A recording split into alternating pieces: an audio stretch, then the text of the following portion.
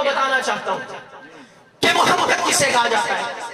محمد اسے کہا جاتا ہے جو بیٹھے تو زمین کو وسعت مل جائے. محمد اسے کہا جاتا ہے جو چلے تو بڑے بڑے بے ایمانوں بڑے بڑے حکمرانوں کی نسلیں جھک جایا کرتی ہیں. ارے محمد تو اسے کہا جاتا ہے جو پانی کے اندر اپنا لعاب ڈالے, رب کعبہ کی قسم وہ پانی میٹھا ہو جاتا ہے. ارے محمد تو اسے کہا جاتا ہے جو پانی کے اندر اپنی انگلیاں ڈالے, میرا رب میرے نبی کی انگلیوں سے پانی کے چشمے جاری کر دیتا ہے. ارے محمد تو اسے کہا جاتا ہے کہ اس کی بدمٹھی کے اندر پتھر بھی کلمہ پڑھتے ہیں, لا الہ الا اللہ محمد الرسول اللہ. ارے محمد تو اسے کہا جاتا ہے جو ایک انگلی کا اشارہ کرتا ہے تو چاند کو ٹکڑوں میں تقسیم ہو کر کھلونا بن جاتا ہے. ارے محمد تو اسے کہا جاتا ہے کہ درخت بھی جسے جھک کے سلام عقیدت پیش کرتے ہیں, سلام محبت پیش کرتے ہیں.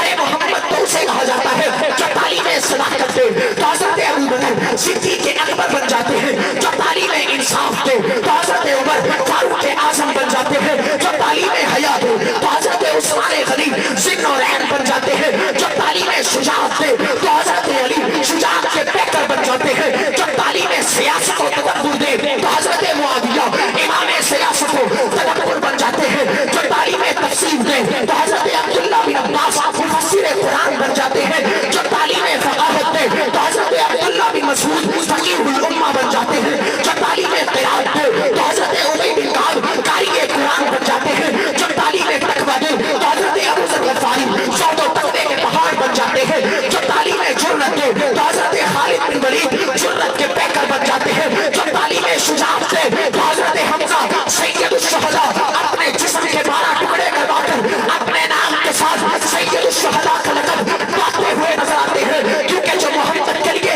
مٹ گیا, جو حضور کے دین کے لیے قربان ہو گیا, جو حضور کے دین کے لیے مٹ گیا, قربان ہو گیا, ختم ہو گیا. تو شاعر مشرق علامہ اقبال بھی اسے کہتا ہے کہ کی محمد سے وفا پورے تو ہم تیرے ہیں, کہ جہاں چیز ہے کیا لوگ طلب بھی تیرے ہیں.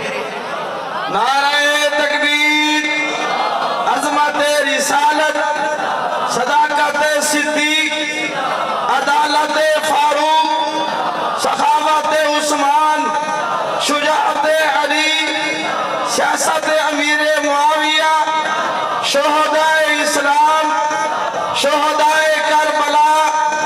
نعرہ تکبیر. بات یہ ہے کہ حضور کی سیرت تو ہم ساری رات بھی بیان کرتے رہے, یہ رات گزر سکتی ہے, دن آ سکتا ہے, ہماری زندگی تمام ہو سکتی ہے, لیکن حضور کی سیرت ختم نہیں ہو سکتی. ہم تو ہم ہیں, ہم تو ایک چھوٹے سے انسان ہیں, اور ہم کیا لکھ سکتے ہیں حضور کی سیرت پر, ہماری کیا مجال ہے اور کیا بول سکتے ہیں. ٹوٹے پھوٹے الفاظ ہیں جو حضور کی سیرت کے لیے بولتے ہیں, رب بخشش کا سبب بنا دے, ہو سکتا ہے. لیکن ایک شاعر تھا عرب کی سرزمین کا, عربی, اس نے 40,000 اشعار حضور کی سیرت میں لکھے. کتنے؟ دنیا کی پہلی شخصیت ہے جس کی عظمت اور صداقت میں 40,000 اشعار لکھے گئے. اب جب بات کو توجہ سے سنیے گا, جب اس نے 40,000 اشعار لکھ لیے, میرا تخیل اور میرا وجدان کہتا ہے کہ اس نے حضور کی سیرت میں کیا کیا نہ چھوڑا ہو. سب چیزیں لکھی ہوں گی, حضور کے لڑکپن کو, جوانی کو, بچپن کو, عروج کو, جلال کو, جمال کو, کھانے کو, پینے کو, چلنے کو, سونے کو, بیٹھنے کو, مسکرانے کو, حضور کی صداقت کو, عظمت کو, رفعت کو, شان کو, بلندی کو, مقام کو, دبدبے کو, عروج کو, سب چیزیں اس نے لکھی, بہت کچھ لکھا. لیکن جب وہ عمر کے آخری حصے میں آ گیا, یہ بزرگ حضرات موجود ہیں, جب عمر کے آخری حصے میں اس پر بزرگی غالب ہو گئی اور قلم کی نیب ختم ہو گئی اور ہاتھ اس کا لکھنا چھوڑ گیا, تو 40,000 اشعار ادھر رکھتا ہے اور ایک طرف چہرہ پیغمبر کی طرف رخ کرتا ہے. میں اپنے تخیل میں کہہ رہا ہوں, چہرہ پیغمبر کی طرف رخ کر کے کہتا ہے کہ تھکی ہے فکر رسا مدہ باقی ہے. بہت اچھے, بہت اچھے. بات کی سمجھ آئی؟ اتنا کچھ اس نے لکھ دیا.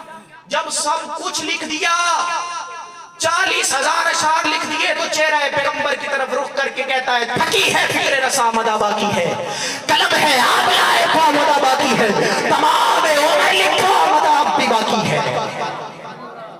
کچھ لکھ لیا، لیکن سب کچھ لکھنے کے بعد کہتا ہے مدح اب بھی باقی ہے.